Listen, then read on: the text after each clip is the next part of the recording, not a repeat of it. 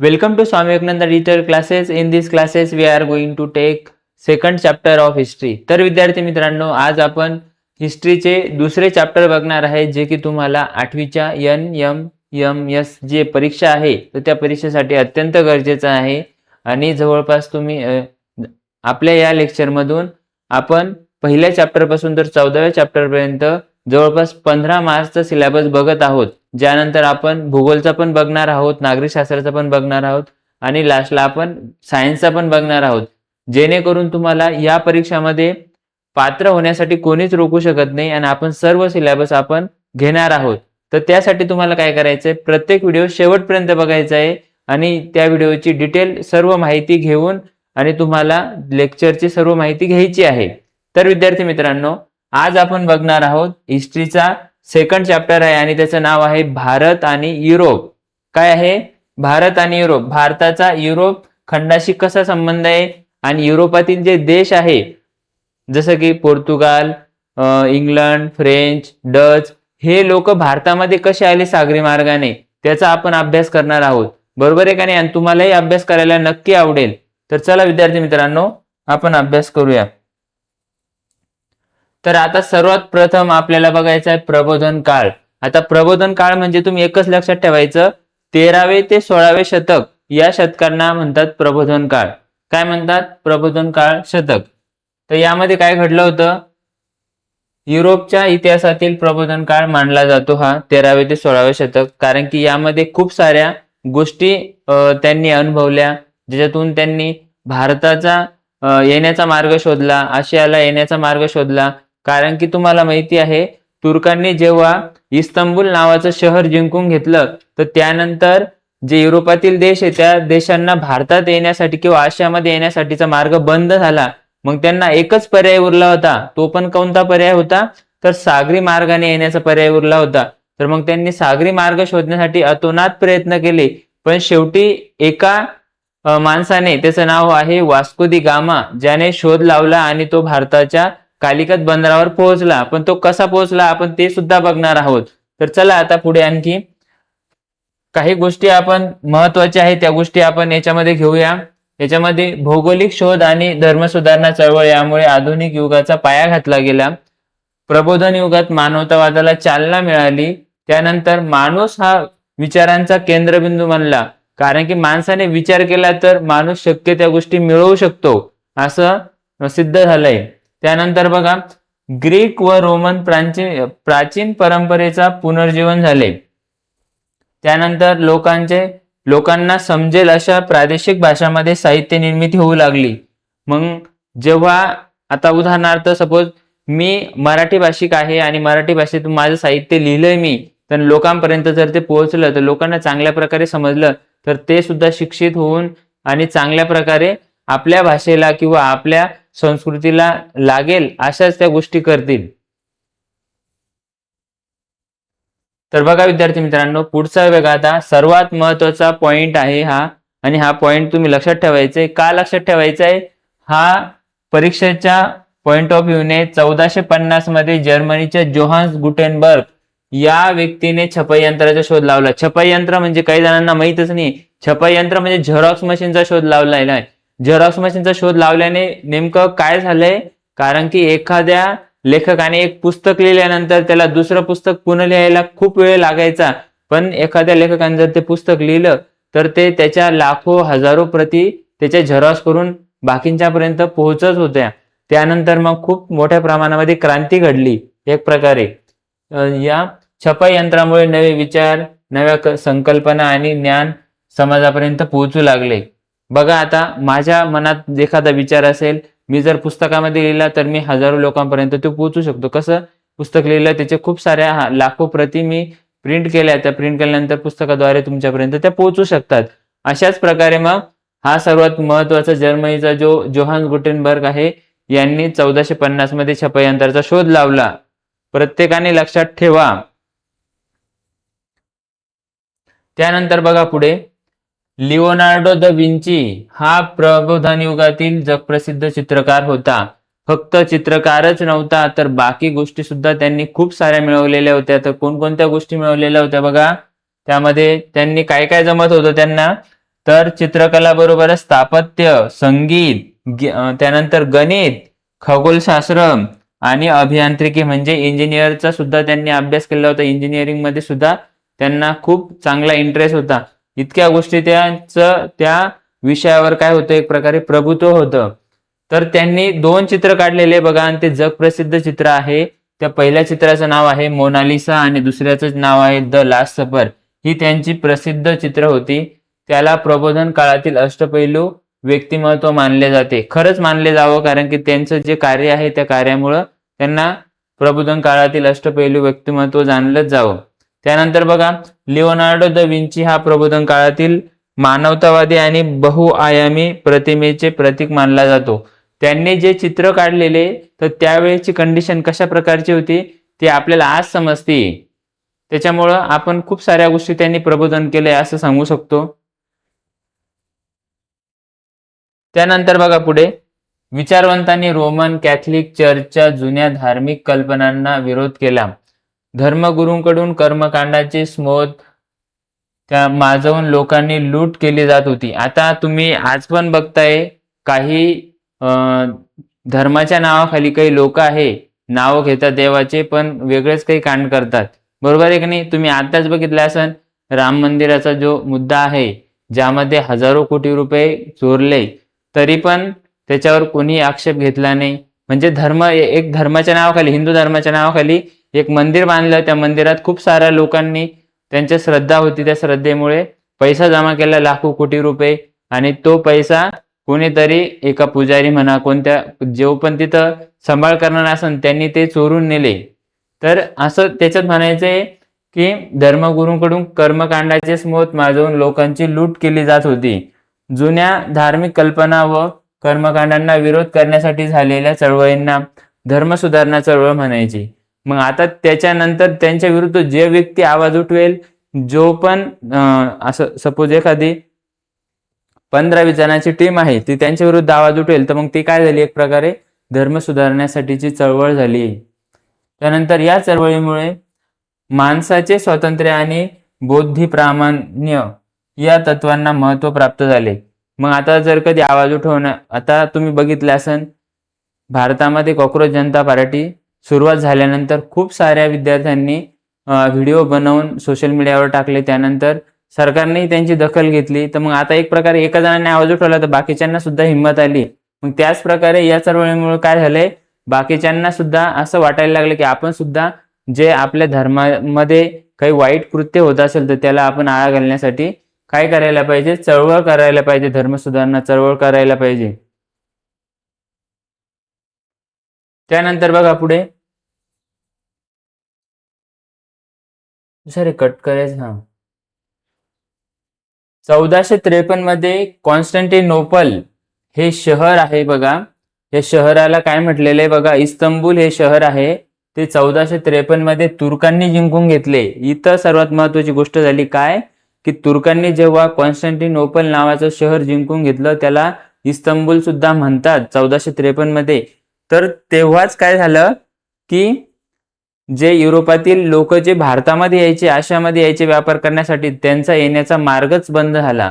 मग हा मार्ग बंद झाल्यानंतर त्यांना एकच प्रश्न पडला की आपण आता भारतामध्ये किंवा आशियामध्ये कसं जायचं. तर त्यांना एकच पर्याय होता की जलमार्ग भारतात येण्यासाठी कसा शोधायचा. मग त्यानंतर बघा, कॉन्स्टँटिनोपल हे बायझंटाईन साम्राज्याची राजधानी होती. कॉन्स्टँटिनोपलला आज इस्तंबूल म्हणतात, मी पहिले सांगितलं बघा तुम्हाला. त्यानंतर कॉन्स्टँटिनोपलचा व्यापारासाठी महत्वाचा खुष्कीचा मार्ग ऑटोमन तुर्कांनी रोखला. म्हणजे तुर्कांनी तिथून ते शहर जिंकल्यानंतर त्यांना काय आशियामध्ये किंवा भारतामध्ये येण्यापासून दूर केले. त्यानंतर त्यामुळे युरोपीय देशांना आशियाशी व्यापार करण्यासाठी नवीन मार्ग शोधण्याची गरज निर्माण झाली. मग आता त्यांना काय करायला लागलं, युरोपातील लोकांना किंवा देशातील त्या लोकांना, मग आता भारतात किंवा आशियामध्ये जाण्यासाठी वेगळा मार्ग शोधणं गरजेचा होता. 15व्या शतकात युरोपीय दयावर्दी भारताकडे जाणाऱ्या जलमार्गाच्या शोधासाठी सागरी सफरीवर निघाले. मग आता पोर्तुगीज मधून निघाले, काही इटली मधून निघाले, काही फ्रेंच मधून निघाले, काही इंग्लंड मधून निघाले लोक. मग त्यांनी निघाल्यानंतर प्रत्येकाचं एकच टार्गेट होतं. काय टार्गेट होतं, की आपल्याला फक्त आशियामध्ये भारतात जायचं, कारण की भारतामध्ये त्यावेळेला खूप सारी श्रीमंती होती, त्यामुळेच ते भारताकडे येत होते. आज आपण भारताला गरीब मानतोय इतरांपेक्षा, पण त्यावेळेला खूप सारी श्रीमंती भारताकडे होती. मी याच्यावरून म्हणतोय की जवळपास 100% 100 रुपयापैकी 70 रुपये भारतामध्ये होते त्यावेळेला. आता पाहिलं तर आपल्याकडं 100 रुपयापैकी फक्त 2 रुपये ते 2.5 रुपये भारतामध्ये आहे. म्हणजे इतके आपले रुपयाचे व्हॅल्युएशन कमी झालेले आहे. बघा आता पुढे, बार्थोलोमी डायस हा पोर्तुगालचा भूसंशोधक होता. आता हा जो व्यक्ती आहे, तर हा सर्वात पहिले आशियामध्ये भारतात येण्यासाठी तयार झाला, जो की पोर्तुगालचा होता, तो पोर्तुगीज होता. त्याचं नाव काय आहे? बार्थोलोमी डायस. नाव लक्षात ठेवा, बार्थोलोमी डायस. आणि तो कधी निघाला? 1487 मध्ये तो भारताचा शोध घेण्यासाठी निघाला. तो आफ्रिकेच्या दक्षिण टोकापर्यंत पोहोचला. आता तुम्ही म्हणाल आफ्रिकेच्या दक्षिण टोकापर्यंत पोहोचला म्हणजे नेमकं कुठं पोहोचला? आता बघा, मी थोडंसं तुम्हाला नकाशा काढून दाखवतो, त्यामुळे तुम्ही समजू शकता की कशा प्रकारे तो कुठे पोहोचला. सपोज हा इंडिया आहे, इंडिया आहे. त्यानंतर इथं हा आफ्रिका खंड आहे, आणि इथं आफ्रिका खंडाच्या वरून इथं युरोप आहे. या युरोपमध्ये जवळपास 28 ते 30 देश आहे. त्या देशामध्ये युरोपमध्ये कोण कोण आहे बघा, समजून घ्या. इटली, जर्मनी जे देश म्हणतो आपण, आणखी त्याच्यामध्ये काय, इंग्लंड आहे, फ्रेंच आहे म्हणजे फ्रान्स आहे. असे खूप सारे देश जे आहे ना भारतात येण्यासाठी. आणि इथं जो मार्ग जो आपण म्हणत होतो ना, इथं इस्तंबूल जे शहर होतं, कॉन्स्टँटिनोपल, तर हे शहर तुर्कांनी जिंकून घेतल्यानंतर ही भूमार्ग जो होता त्यांचा बंद झाला. बरोबर आहे ना, बंद झाला. मग त्याच्यानंतर त्यांनी काय केलंय, मग इकडून असा हा पूर्ण सागरी मार्ग होता, म्हणजे इथं महासागर आहे पूर्ण, हा इथं महासागर आहे. मग हा सागरी मार्ग शोधण्याचा प्रयत्न केला असा इथून इथं भारतात येण्याचा. पण हा जो होता बार्थोलोमी डायस, तो कुठपर्यंत पोहोचला? ही आफ्रिका खंडाच्या दक्षिण टोकापर्यंत. कुठपर्यंत पोहोचला? फक्त दक्षिण, म्हणजे आफ्रिका खंडाच्या दक्षिण टोकापर्यंत. त्याचं नाव काय होतं त्या दक्षिण टोकाचं? काय नाव होतं? Cape of Good Hope. काय नाव होतं? केप ऑफ गुड होप असं त्याचं नाव होतं त्या ठिकाणाचं. तिथपर्यंत तो पोहोचला. त्याला कुठून? पोर्तुगाल, म्हणजे इथून निघाल्यानंतर त्याला पोहोचायचं होतं आशियामध्ये, इथं भारतात, पण तो पोहोचला इथंच. समजलं आहे का? त्यानंतर बघा पुढे, तो आफ्रिकेच्या दक्षिण टोकापर्यंत पोहोचला आणि भारताच्या समुद्रमार्गे शोधण्याच्या प्रयत्नात त्याचे योगदान महत्वाचे आहे. मग त्यावेळेला त्याचं खूप मोठं योगदान आहे की कमीत कमी त्याने आफ्रिका खंडाचं दक्षिण टोक जरी तिथपर्यंत तरी तो आला. त्यानंतर बघा पुढे, त्याच्यानंतर आला कोण? त्याचं नाव आहे ख्रिस्तोफर कोलंबस. हा इटलीचा होता. कुठला होता? हे सर्व युरोपातले होते. युरोपमध्ये इटली हा देश आहे आणि त्या इटली देशामधला हा व्यक्ती आहे. तो पण काय आहे? भूसंशोधक आहे. त्यानंतर तो 1492 मध्ये भारताचा शोध घेण्यासाठी निघाला. भारताकडे जाण्याचा पश्चिमेकडील मार्ग शोधण्यासाठी त्याचा उद्देश होता. प्रत्यक्षात तो अमेरिका खंडाच्या पूर्व किनाऱ्यावर पोहोचला. मग आता पुन्हा मी एकदा थोडंसं मागं करून सांगतो तुम्हाला. बघा आता, हा युरोप आहे, हा आफ्रिका खंड आहे आणि हा आशिया खंड आहे इथं. त्याच्यामध्ये हा भारत थोडा मोठा घेतला मी. आणि तो काय झाला, इथं हा अमेरिका खंडामध्ये, अमेरिका खंड आहे, त्याला काय करायचं होतं? पूर्वेला जायचं होतं. कोणाला जायचं होतं? ख्रिस्तोफर कोलंबसला. पण तो कुठे गेला? पश्चिमेला गेला. पश्चिमेला गेल्यामुळे त्याला काय वाटलं की मी आशिया खंडामध्ये, भारतामध्ये पोहोचलो. पण तिथं एक व्यक्ती भेटला त्याला, अमेरिगो वेस्पुसी नावाचा. मग तो व्यक्ती त्याला सांगतोय की तू आशियामध्ये, भारतामध्ये नाही पोहोचलेला आहे, तू अमेरिका खंडामध्ये पोहोचलेला आहे. म्हणून त्या देशाला अमेरिगो वेस्पुसी पासून अमेरिका हे नाव पडलं. काय पडलं? अमेरिका हे नाव पडलं. आणि अमेरिकाचा शोध कोणी लावला? आत्ताच बघितलं आपण. कोणी लावला? तर कोलंबसने लावला. का? कारण की सर्वात पहिले युरोपमधून अमेरिका खंडात जाणारा व्यक्ती हाच आहे. त्याच्यामुळे त्याला आपण काय म्हणू शकतो? कोलंबस हा अमेरिका खंडाचा शोध लावणारा व्यक्ती आहे. त्यानंतर मग बघा पुढे, प्रत्यक्षात तो अमेरिका खंडाच्या पूर्व किनाऱ्यावर पोहोचला. त्यानंतर त्याच्या प्रवासामुळे युरोपियांना अमेरिका खंडाची माहिती मिळाली. त्याच्यामुळं जगाला अमेरिका खंड कळाला. त्याच्यानंतर पुढे पहा, आता सर्वात महत्वाचा व्यक्ती वास्को द गामा.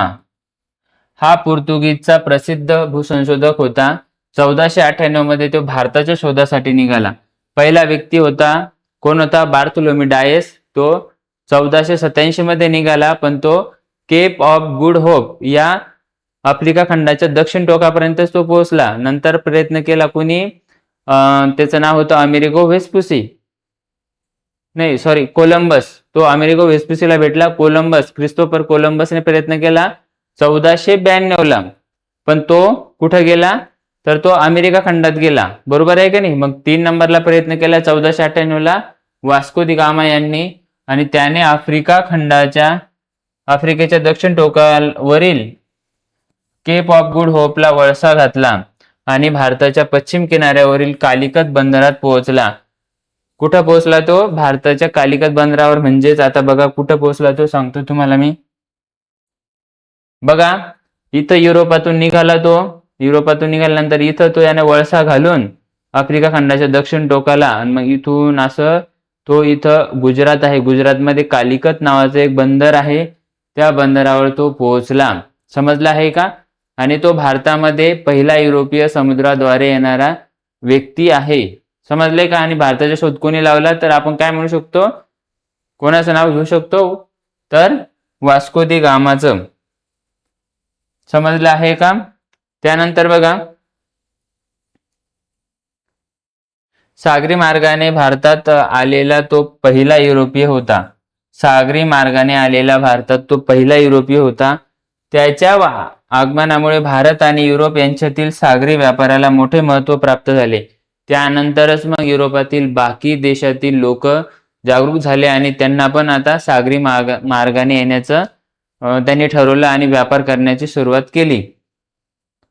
आता बघा तुम्ही जर कधी विचार केला, जर भूमार्गाने जर एखादी व्यापार करायचा आपल्याला, भूमार्गाने समजा एखादी वस्तू वगैरे आणायची, दररोजची ने-आण करायची, तर त्यासाठी खूप सारा खर्च लागायचा. बरोबर आहे का नाही? तर पण पेट्रोल डिझेल जे असेल ते तर त्या गोष्टी लागायचं, इंधन लागायचं. पण तुम्ही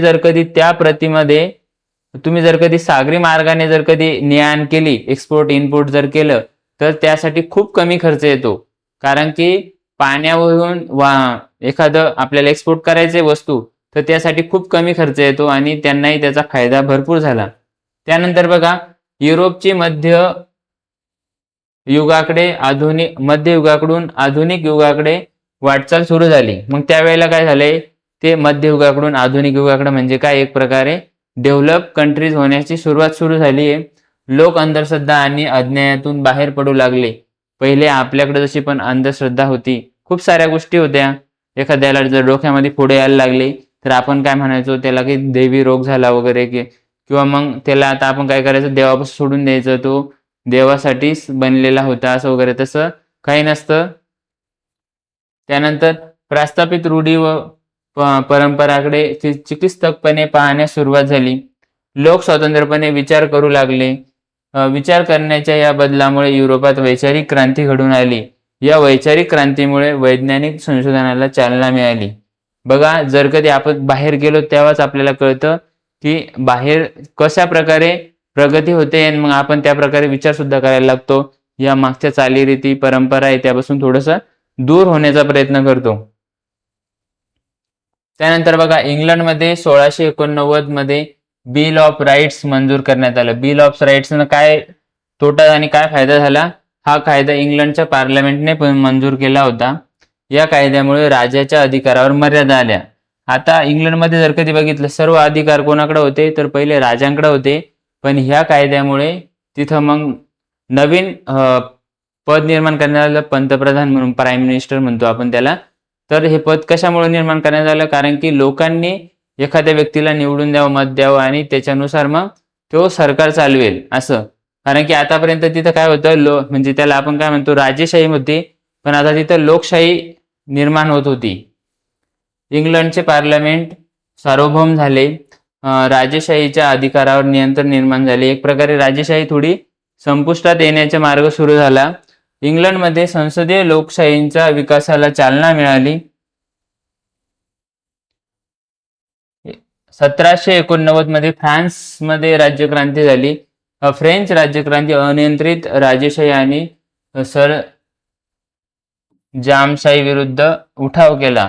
या क्रांतीमुळे फ्रान्समध्ये मोठे राजकीय व सामाजिक बदल घडून आणले. फ्रेंच राज्यक्रांतीने प्रजासत्ताकाच्या विचाराला चालना दिली. बघा आता फ्रेंच राज्यक्रांतीने काय गोष्टी घडल्या की तुम्हाला जर तुमच्या जे हक्क आहे तुमच्याही, तर त्याच्यावर जर कोणी गदा आणत असेल किंवा तुमच्यावर अन्याय करत असेल, तुम्हाला गुलामासारखं वागवत असेल, तर त्या विरुद्ध आवाज उठवणं तुमचं गरजेचं आहे. त्यामुळे आणि त्यांनी ती क्रांती केली आहे. या क्रांतीने जगाला स्वातंत्र्य पाहिजे, त्यानंतर समता पण पाहिजे आणि बंधुता पण पाहिजे, ही मूल्ये दिली. फ्रेंच राज्यक्रांतीचा प्रभाव युरोपसह जगातील अनेक देशावर पडला. तर त्यामुळेच भारतातील लोकांना सुद्धा वाटायला लागलं की आपण सुद्धा अशा प्रकारे क्रांती करून आपल्या देशाला स्वातंत्र्य मिळवू शकतो. बरोबर आहे ना? त्यानंतर बघा पुढे, औद्योगिक क्रांती 18व्या शतकाच्या उत्तरार्धात सुरू झाली. बरोबर आहे, औद्योगिक क्रांती 18व्या शतकाच्या उत्तरार्धात सुरू झाली. औद्योगिक क्रांती प्रथम इंग्लंडमध्ये घडली. हा प्रश्न येऊ शकतो. औद्योगिक क्रांती प्रथम कोठे घडली? तर इंग्लंडमध्ये घडली. त्यानंतर बघा, इंग्लंडला आणखी काय म्हटलं जातं? तर जगाचा कारखाना असं इंग्लंडला म्हटलं जातं. का म्हटलं जातं? कारण की तिथं सर्वात जास्त प्रोडक्शन प्रत्येक वस्तूचं व्हायचं तेव्हा, त्यामुळे. आणि इंग्लंड थोडंसं प्रगत पण राष्ट्र झालेलं होतं. बाष्प शक्तीवर चालणाऱ्या यंत्राच्या साहाय्याने मोठ्या प्रमाणावर उत्पादन होऊ लागले इंग्लंडमध्ये, बरं का. तिथं म्हणजे खूप सारे मोठं यंत्र तयार झाले. त्यानंतर खूप कमी वेळेमध्ये जास्तीचं उत्पादन व्हायला लागलं. हात मागाऐवजी यंत्रमाग आणि घरगुती उद्योगाऐवजी कारखाने आले. बघा आपल्याकडे भारतातील लोक काय करायचे? हाताने विणकाम करून कपडे वगैरे विणायचे, भरपूर साऱ्या गोष्टी करायचे हाताने सर्व काही, आणि आजही करतात. त्याला खूप सारी डिमांडही आहे. पण आपण काय करतो? आपल्याला कमी पैशामध्ये आणि कारखान्यातून बनलेले कपडे पाहिजे. मग त्यासाठी आपण दुसऱ्यांचेच कपडे जे आहे कापड, तर ते घेण्याचा प्रयत्न करतो. त्यानंतर आगगाडी आणि आगबुटी यामुळे वाहतूक अधिक वेगवान झाली. आता भारतात सर्वप्रथम रेल्वे सुद्धा कोणी आणली? तर इंग्रजांनीच आणली. ती कधी आणली? 1853 साली आणली. ते हालाकी त्यांच्या फायद्यासाठी होती ती, पण तरी त्यांना व्यापार जो होता तो अधिक जलद करण्यासाठी त्यांनी आणली होती. औद्योगिक भरभराटीमुळे इंग्लंडला जगाचा कारखाना असे म्हटले जाऊ लागले. तर त्यानंतर इंग्लंडला काय म्हटले जाऊ लागले? तर जगाचा कारखाना असे म्हटले जाऊ लागले.